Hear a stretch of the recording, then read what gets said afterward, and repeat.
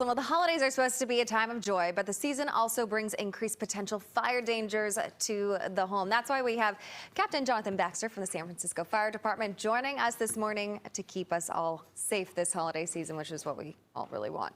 Absolutely. Thank you for having me. We're here to let you know that we, your public servants, are here in San Francisco for you to help you have a wonderful and memorable, safe holiday season.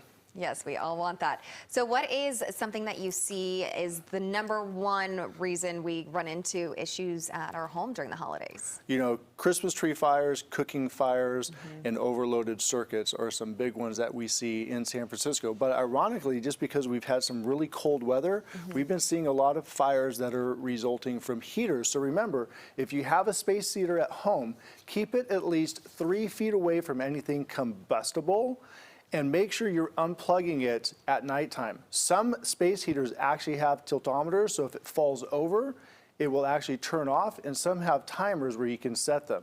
Those are some tips that can help keep you and your family safer this year. Overloaded circuits, how many lights is safe for us to be plugging into different plugs and stuff?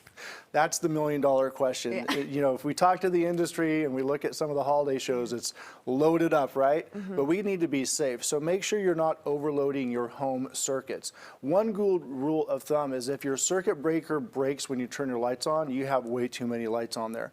But let's bring it down to reality. 2 sets of Christmas lights in one outlet is going to be safe for a standard home in San Francisco. Okay, I'm definitely going to be taking a look at our house later when I get home from work. So what are the other types of fires that you see during the holiday season? You also talked about Christmas trees. Yeah, we see lots of Christmas tree fires, whether you have a manufactured tree or an actual live tree. We want to make sure you have 2 sets of tips. For the manufactured trees, otherwise known as plastic trees, make sure that you're unplugging them at nighttime, you're plugging them into a single outlet, and you're also keeping them 3 feet away from anything flammable, such as a fireplace or a heater. For your live trees, make sure you're watering them daily. And that's a hard thing for some people to do, so I'm just going to repeat it. Water those trees daily. Make sure that they're not dry, and make sure that you don't have any frays on your Christmas or your holiday lights that are decorating that tree. Those trees are thirsty, so let them drink up all that water as possible. And they drink up that water fast, too. Yes. It goes really quick. So do you think people are generally taking the precautions that we need to be? Well, rolling into precautions, we can all do something that helps us stay safer.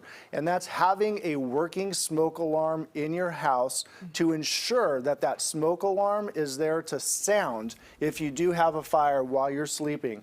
But more importantly, let your friends, your neighbors, your family members who are coming over to your house know that you have working smoke alarms and you have an escape plan, and practice that plan.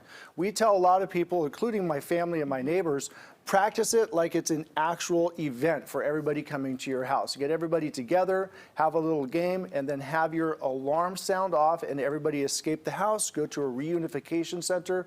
That helps us put the fire out faster because we don't have to allocate our sources and resources to rescuing people. We can place those directly to putting the fire out. A lot of really good tips. Well, the San Francisco firefighters will be outside of Macy's from 10